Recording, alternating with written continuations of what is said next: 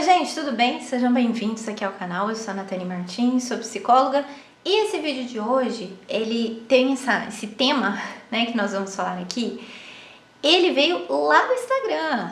Inclusive, se você não me segue, @Natane Martins Psicóloga, será um prazer ter você lá comigo. Toda semana eu abro caixinhas, né, pra conversar, pra interagir, responder algumas perguntas. E essa semana eu combinei que eu ia escolher uma pergunta de uma caixinha e transformar em um vídeo completo, um conteúdo aqui pro canal, respondendo, orientando, falando sobre esse assunto, dando dicas, atividade prática mesmo, para tentar implementar ali na situação. E aí eu escolhi essa caixinha, esse tema, que é essa caixinha aqui. Como superar uma traição tendo decidido perdoar e como, né, conseguir confiar novamente. Então, vamos falar sobre isso. Bom, gente, vamos lá, vamos direto a esse assunto, vamos falar sobre isso, né? Sobre o perdão e sobre a confiança em uma situação de traição aí no relacionamento. A questão da traição, do perdão no relacionamento, ela envolve muitas coisas. E a primeira delas é entender o que as pessoas esperam sobre o perdão e sobre a confiança. Então, vamos falar um pouquinho disso. A traição, ela é uma quebra de confiança muito importante no relacionamento. É uma das quebras de confiança mais difíceis de lidar. Por quê? Porque a pessoa que sofreu a traição, ela sofreu uma traição de alguém que ela esperava que protegesse, que amasse, que estivesse ali, que construísse uma vida, né, que respeitasse tudo. Tinha um sonho, ele tinha uma idealização de uma vida, de um relacionamento. De repente, né, aquela pessoa que você dorme junto, que divide a casa com você, quebrou essa confiança. Então, a quebra da confiança, ela é delicada, ela é como se fosse um vaso, assim, imagina aquele vaso de cerâmica bonito, né, pintado, trabalhado, que tá ali no ambiente, e a gente esbarra, ele quebra. Vamos supor que ele não quebrou em tantos caquinhos, ele quebrou, assim, ó, se dividiu. Então, foi possível colar, foi possível restaurar. Mas ele vai ficar perfeito de novo? Ele vai ficar sem nenhuma marca. A gente vai olhar pra ele e sabe que aquele risquinho foi onde a gente colou, aquela marquinha que ficou, ele não vai ficar perfeito. Pode ser que a gente consiga recuperar o vaso, pode ser que a gente consiga utilizar o vaso, usar na decoração, usar para colocar flor. Ele continua sendo vaso, só que ele tá com uma marca de remendo, de cola, entendeu? Então, a confiança quebrada é como se fosse isso, é como se a gente colasse, restaurasse alguma coisa. E aí que entra a questão da expectativa e realidade. Muitas vezes, as pessoas, né, nós podemos associar ali o perdão e a desconfiança e a traição, as questões do relacionamento, e tratar de superação como se fosse amnésia, como se fosse esquecer, né? Então, o perdão, ele não significa amnésia, ele não significa esquecer, ele não significa apagar, como se nada tivesse acontecido e não sentir nada, né? Porque a pessoa, às vezes, né, a gente tem que entender o que é o perdão para cada um, porque o perdão, às vezes, eu perdoei, mas eu ainda sofro. Sim, né? Aconteceu alguma coisa. Por exemplo, eu derrubei o vaso, eu fiquei chateada que eu derrubei o vaso, eu gostava daquele vaso, eu não queria quebrar. Então, dá pra eu... imagina, esqueci, mas eu nunca quebrei esse vaso. Isso é coisa da minha cabeça. Não dá, não, quebrei, né? Tô triste. E aí, eu restauro, mas, né, fiquei triste. Então, tem que ter essa realidade em mente. O perdão, ele não é esquecimento, tá? E a desconfiança, a questão de confiança e desconfiança, ela também não é restaurada da noite pro dia. Ela não é restaurada num passe de mágicas. A superação não acontece da noite pro dia. Então, a gente vai abordar toda essa dinâmica aqui. E por que é tão difícil lidar com a questão da desconfiança? Por que isso dói muito e é muito difícil restaurar essa parte? Leva um tempo e um tempo com muito trabalho empenhado ali para restaurar essa confiança. Porque a desconfiança, ela é como se fosse um solo incerto, que eu não sei onde eu tô pisando, eu não sei se eu vou ou se eu não vou, sabe? Eu fico, e agora? E se eu vou e não devia ter ido, né? Então fica aquela coisa, né, meio incerta. E a nossa mente, o nosso cérebro, ele não gosta de coisas incertas, ele não gosta de se sentir inseguro, né, desprevenido. Nosso cérebro, ele procura por conforto, né? Então, assim, por coisas mais confortáveis. Por que a gente fala tanto da zona de conforto? Que muitas vezes é desconfortável, mas é conhecida. Então, a gente gosta de algo conhecido, que é algo que a gente sabe onde a gente pisa. Pode até ser ruim, mas pelo menos sei, sabe? Então, não tá bom, mas eu sei o que é. E aí, a nossa mente, ela gosta dessa segurança. A gente gosta muito de controle, de certezas, né? Tanto que, em meio a incertezas, em meio à sensação de descontrole, a gente sente o quê? Ansiedade. Às vezes a ansiedade vai lá em cima, porque eu não consigo controlar aquilo. E a desconfiança, ela é isso, ela é a incerteza. Eu não sei, tá, eu desconfio, vai fazer de novo? Não vai? Será que tá me enganando de novo? Será que vai testar? Será que eu... E agora? Né? Aí começa. Nossa, tá atrasado. O que será que aconteceu que tá atrasado? Aí pitou o mensagem ali no celular, já fica ali, né? Escoçando ali, né? Esticando o olho ali, quem mandou mensagem, né?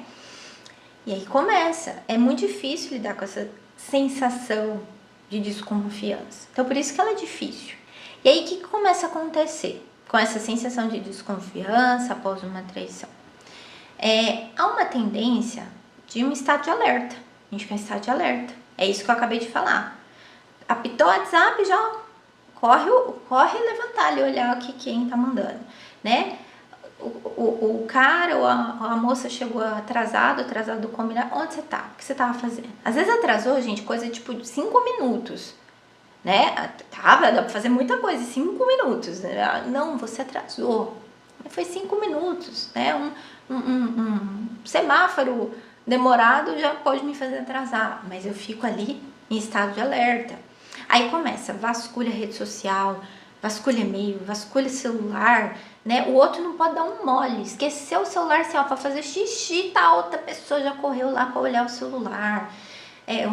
Acompanha curtida de Instagram, de comentário, acompanha, né? Acorda, já faz o checklist ali do que a pessoa tá fazendo.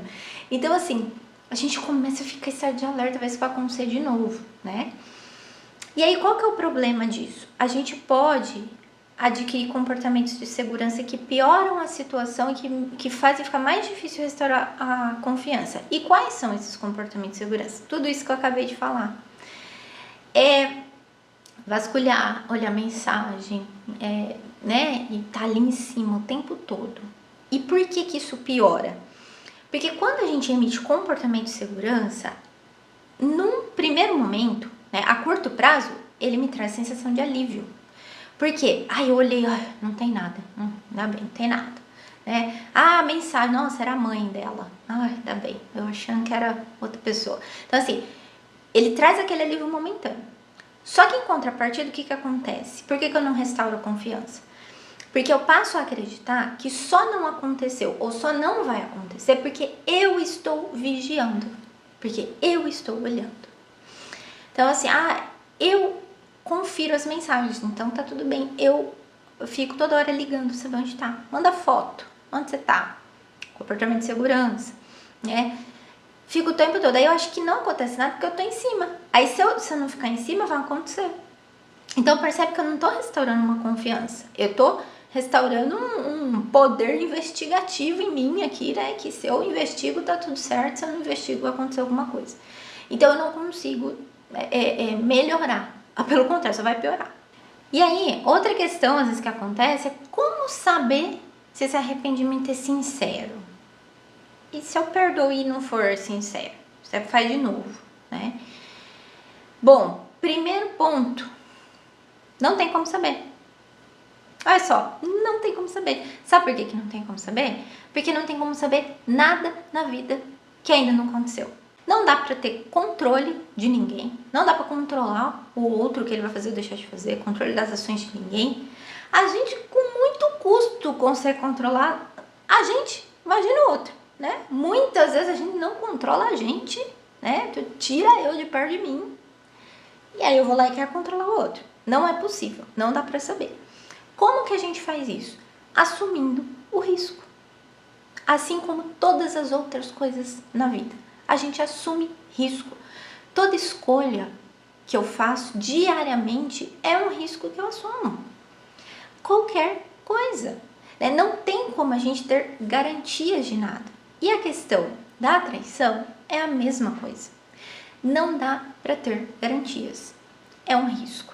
Aí, um detalhe, né, uma orientação que pode ajudar nessa área é a gente levar em consideração o histórico daquela pessoa, o histórico daquele relacionamento.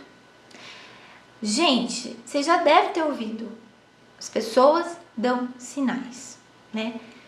Sim, as pessoas se comportam. O que são sinais? Comportamentos. Os comportamentos dessa pessoa são compatíveis com o que ela diz. Os comportamentos dessa pessoa são compatíveis com o que você busca e espera. Os comportamentos dessa pessoa mostram o quê? Então dá pra gente fazer uma leitura. Dá pra ter certeza? Não. Ninguém, como eu falei. Adivinhação? Não. É leitura de sinais, de histórico. Qual que é o histórico do relacionamento? Qual que é o histórico dessa pessoa, talvez em outros relacionamentos, você saiba? Qual que é o histórico dessa pessoa de seriedade, de comprometimento? E às vezes a gente percebe isso em outras áreas da vida também, né? É uma pessoa séria com o trabalho, comprometida, é uma pessoa responsável. Então, assim, é uma coisa que a gente pode observar para ajudar. Então, histórico de relacionamento. É uma pessoa abusiva, agressiva, te põe para baixo, né? Ou não, é uma pessoa que sempre te tratou bem, sempre teve engajado no relacionamento. Essa traição foi uma vez ou foram várias? Foi uma pessoa ou foram várias? Então, assim, algumas coisas do histórico podem ajudar a gente perceber, né? Se é um relacionamento que eu quero, que eu vou conseguir, que vale a pena. Mas não dá pra ter certeza. Então, assim, a gente tem que fazer uma leitura ali. Quer dizer que a nossa leitura vai estar 100% certa? Não. É o que eu falei. Não há certezas. Há riscos, né? E a gente vai decidir se assume ou não assume, tá? Outro risco. Decido que eu não vou continuar no relacionamento. Não tenho medo ali de esse arrependimento não ser verdadeiro. Aí eu assumo o risco de terminar um relacionamento também. Aí eu percebo que a pessoa realmente tá falando sério, ela mudou, ou ela tá realmente arrependida, aí ela entra em outro relacionamento, tá super bem, relacionamento super dando certo, aí eu penso, nossa, olha, podia ser eu, né? Não fui perdoar aí, ó, pessoa séria, né? E foi realmente um erro. Pode acontecer, é um risco. Então, a gente precisa entender essa questão de assumir riscos. E agora, o que a gente pode fazer também para ajudar, para contribuir aqui para a pessoa que decidiu perdoar, para a pessoa que está sendo perdoada, para esse relacionamento continuar? O casal deve estabelecer acordos combinados que ajudem a pessoa que sofreu a traição a confiar novamente, que ajude a restaurar esse relacionamento, né? A pessoa que foi traída também fazer acordos com a outra pessoa para ambos conseguirem superar isso. E aí, acordos como? Lembra que eu falei dos comportamentos de segurança, ficar vasculhando as coisas? Isso é uma coisa. Mas o casal, por exemplo, pode ter um acordo de, olha, eu vou te dar a minha senha aqui do meu e-mail, do meu celular, fica à vontade. Eu quero que você olhe por um tempo aqui para você ficar segura. E a outra pessoa fazer isso com a ciência do companheiro ou companheira, com a permissão, junto com ele ou com ela, tá? Perceba que não é comportamento de segurança. Perceba que é uma ação compartilhada ali. Ligar, às vezes, olha, cheguei em casa, olha, cheguei no trabalho, né? Evitar comportamentos que causem desconfiança na outra pessoa, tomar cuidado com isso. Enfim, vou fechar a rede social por um tempo, ou não vou fechar, mas tô aqui a senha. Enfim, vão ter acordos, né? E dentre outros acordos do casal, né? Vamos sair sempre juntos, onde a gente vai, que lugares que eu me sinto confortável de ir, que eu não me sinto. Tal lugar me lembra essa situação, não quero mais lá. Enfim, quais acordos esse casal vai fazer, tá? Outro ponto importante. Acordos até sobre o que é uma traição. Isso precisa ficar bem claro para o casal. Então, o que é uma traição? Tem casal que mensagem no WhatsApp não é traição, tem casal que é. Tem casal que flertar, olhar a pessoa na rua, achar bonito, o outro, beleza, tranquilo, nem liga pra isso. Tem casal que isso já isso já me sinto traída. Tem casal que conversar com alguém já é uma traição. Tem casal que não, conversar com alguém não, precisa consumar a relação íntima ali de fato, que aí eu considero traição. Então, assim, o que é traição para o casal? Quais são os limites? E isso tem que ficar bem claro para ambos, bem estabelecido. Para que depois não tenha aquele negócio, não sabia que você achava que isso era traição. Não, tem que ficar bem claro. Isso é bem importante. Outro ponto. O que acaba acontecendo nesses acordos? A pessoa que sofreu a traição e o outro que se arrepende e realmente quer restaurar o relacionamento, o outro tá ali engajado e sofrendo as consequências, de certa forma, do que fez, né? Porque tudo tem uma consequência. A pessoa que traiu, ela vai colher, às vezes, a consequência de ter que restaurar a confiança da outra, de ter que aguentar, às vezes, um descontrole, desregulação emocional da outra pessoa, desconfiança o tempo todo. Então, assim, é um trabalho em conjunto. Cada um vai ter a sua consequência. Mas a pessoa que sofreu a traição também, ela não pode abusar da boa vontade da outra pessoa que tá ali tentando recuperar o relacionamento. O casal precisa entender que precisa ser os dois contra um problema e não um contra o outro, não virar adversário. Porque o que acontece? A pessoa que foi traída, ela começa a ter, às vezes, comportamentos achando que ela tá no direito de fazer e exigir qualquer coisa. Só falta falar pro outro, deita aí que eu quero pisar em cima pra passar. Meu tapete, sabe? A pessoa começa a achar que ela tem que ser atendida em tudo, que ela pode... E aí ela começa a ficar abusiva mesmo. Porque, me traiu, você tem que restaurar minha confiança, você se vira, agora vai ser do meu jeito. E não é assim. É um acordo entre as duas partes. Por quê que eu tô dizendo isso? Porque a pessoa que foi traída, ela decidiu ficar no relacionamento. Ela tem a liberdade de decidir ir embora. Ela tem a liberdade de decidir não perdoar, ela tem a liberdade de decidir ir para outro relacionamento, ficar sozinha o resto da vida, ela tem a liberdade de fazer o que ela quiser. Se ela usando dessa liberdade, decidiu tentar restaurar o relacionamento, ela precisa ter ações compatíveis com isso. Então, restaurar o relacionamento não é fazer o outro de capacho, porque eu fui a vítima. É o que eu falei, juntos contra um problema e não um contra o outro. Por isso que os acordos, restabelecer acordos é muito importante.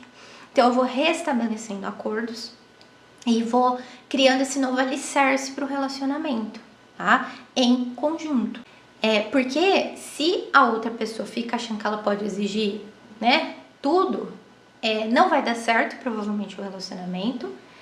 Ela não vai saber se a outra pessoa se arrependeu de verdade, porque a outra pessoa pode cansar e ir embora. E aí ela vai falar, tá vendo? Nem se arrependeu. Não, é porque a pessoa tá cansada, né, de ser pisoteada. E é uma questão de autorresponsabilidade também. Quando por exemplo, a pessoa que traiu, ela tem que ter a autorresponsabilidade que ela fez, ela decidiu fazer isso, ela tem que arcar com as consequências. Então, ela vai ajudar, né, o parceiro ou a parceira nesse processo. Vai ter que ter paciência, vai ter que ter compreensão, vai ter que ter humildade, né, para restaurar a confiança do outro. A pessoa que sofreu a traição também precisa ter autorresponsabilidade. Porque, apesar dela estar ferida, machucada, ela decidiu continuar e tentar. Ela quer restaurar o relacionamento. Então, é uma decisão dela. E senão fica bagunça, daqui a pouco tá um contra o outro e aí o relacionamento não deu certo, não foi pela traição, foi porque virou um campo de guerra. E aí nesse processo, a pessoa que sofreu a traição, ela pode ficar com raiva. Nossa, eu ainda tenho que tomar cuidado com o que eu vou fazer, né? Mas fui traída aqui. Sim, mas aí é uma questão, como eu disse, de autorresponsabilidade e uma questão de que nós somos seres humanos passivos de erro. Todo mundo é sujeito a errar. E aí, talvez o diálogo interno, a conversa interna ali que a pessoa que sofreu a traição pode fazer para tentar ajudá-la é: como eu me sentiria? Será que se o erro fosse meu, eu gostaria de ser condenada por esse erro diariamente?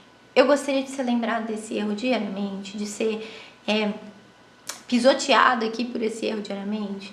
E lembrando que traição, ela é um tipo de erro, mas existem tantas outras formas que a gente pode errar. Existem também tantas outras formas de traição que às vezes a gente pode cometer, de quebra de confiança. Existem outras formas. Então, a gente precisa, às vezes, trazer isso em mente, que sim, eu fui a vítima da situação, né? Não tô dizendo que algo justifique uma traição, não é isso. Mas eu estou dizendo, na decisão de ficar, eu preciso também levar em consideração que eu estou perdoando uma pessoa que errou. Então, é tratar isso como um erro. Vocês estão tentando restaurar um erro, tá? Mais um outro ponto aqui. Qual que é a nossa expectativa e o nosso conceito de superação? A gente tem que se perguntar, olha para isso, o que é superar? Muitas vezes, a superação, ela tá associada à mesma questão lá do perdão que eu falei, a um esquecimento. Não vou sentir, superei, não sinto, né? Superei, não penso. Vou primeiro superar para depois ser feliz no relacionamento de novo. E isso não vai acontecer, isso não é real. Por que não vai acontecer? Porque superação não é deixar de doer para depois eu viver. É viver para deixar de doer. É o contrário. Superar é ir vivendo, ir fazendo e no caminho ir superando, digerindo, elaborando. É criando uma nova história, criando um novo contexto, é vivendo, né? E tem coisas que a gente não vai superar 100%. É o que eu falei, não vai ser exatamente como antes. Então, o que a gente precisa fazer? Aprender a lidar. Então, tem coisas que eu não vou superar 100%. E aí eu aprendo a lidar. Se uma traição for algo que eu entenda ou que eu descubra que eu não vou superar 100%, eu vou ter que aprender a lidar. Se eu decido continuar, né? Se eu quero continuar o relacionamento, eu vou ter que aprender a lidar. E aí, então, quais seriam orientações para essa superação que eu disse? Ou aprender a lidar, ou ir vivendo e superando. Eu, deixaria aqui uma coisa muito importante, além da autorresponsabilidade que eu falei, é a aceitação e ações de compromisso, ação comprometida. O que é isso? A aceitação não é aquilo que às vezes a gente pensa, aceita que dói menos, não tem o que fazer. Não, a aceitação é eu tomar um lugar de curiosidade, de estar disposta, de estar aberta aos meus sentimentos, minhas emoções, meus pensamentos. É observar o que eu sinto, é observar o que eu penso. É aceitar a realidade como ela se apresenta. E então eu entender o que as minhas emoções estão me sinalizando. As minhas emoções me sinalizam algo. Me sinalizam que tem algo de errado, algo tá doendo, algo tá ruim. E tá, né? Então, é a realidade. E aí a ação comprometida com os meus valores. Então, eu decido o que fazer com a situação que as minhas emoções estão me sinalizando. Eu decido o que fazer, como me comportar de acordo com a vida que eu quero viver. Então, se eu quero perdoar, restaurar, confiar novamente e seguir o meu relacionamento, se isso é um valor para mim, eu quero viver isso, eu preciso ter ações compatíveis que vão me levar a esse fim, que é ter um relacionamento saudável, que eu acho que todo mundo quer ter um relacionamento saudável. Agora, se o meu objetivo é ter um relacionamento saudável, mas eu tenho ações contrárias, é um campo de guerra, é cheio de desconfiança, de ofensa, um contra o outro, eu vou chegar a esse objetivo? Não vou. Então, a aceitação, ela vai trabalhar com a disponibilidade em perceber e em sentir o que aquilo me sinaliza e o que eu vou fazer com aquilo. Então, eu tenho ações comprometidas. Então, perceba que a aceitação, ela vem muito acompanhada de mudança. Por isso que não é o aceita que dói menos. Não, quando eu aceito, automaticamente eu mudo algo. Outro aspecto importante é atenção plena. Sabe o mindfulness que a gente ouve muito falar? É atenção plena. Trabalhar atenção plena na vida é importante para muitas áreas e no relacionamento em si. Na vida, como? Atenção no momento presente, atenção no aqui e agora, atenção no que está acontecendo agora. Ah, o que foi, passou. E o que não foi, não veio ainda, né? Então, perceba, a gente não tem passado e a gente não tem futuro. Não existe. Passado não existe mais. Futuro não existe ainda. Então, o que a gente tem hoje? Agora. Aqui. O que está acontecendo agora? Ah, mas e quando amanhã chegar? O que eu vou fazer? Daí o amanhã vira hoje, não é amanhã. Então, perceba que o que a gente tem agora. Então, a atenção plena, ela é um treino de direcionamento atencional para o momento presente, para as experiências do momento presente. Experiências essas que englobam emoções, sentimentos, pensamentos. Então, se tornar um observador de toda essa situação e praticar mindfulness no relacionamento também. Decidir perdoar, estou nesse relacionamento. Vai fazer alguma coisa com o companheiro, com a companheira, esteja presente ali. Converse, olhe no olho, sinta as sensações, expresse o que você está sentindo, ouça o que a outra pessoa está sentindo. Vão sair para jantar? Desliga o celular, senta na mesa, janta, conversa com a pessoa, pegou na mão, pega na mão, sente a mão da pessoa, ali no momento presente, né? Abraçou, sente o coração da pessoa batendo, sente a respiração da pessoa. Então, assim, esteja presente. Amanhã vai chegar, a gente vê o que faz e aí ele vira hoje. Então, assim, praticar esse direcionamento atencional. Significa, então, Natane, que se eu viver no momento presente, eu não vou ter pensamento aleatório, eu não vou pensar no amanhã, eu não vou lembrar do que aconteceu. Recapitulando, não é amnésia, né? Vai lembrar, vai vir pensamento, vai vir dúvida, tudo isso vai vir, porque a gente é ser humano. Acontece com você, comigo, com todo mundo. Mas a atenção plena, por que eu falei que é um treino de direcionamento?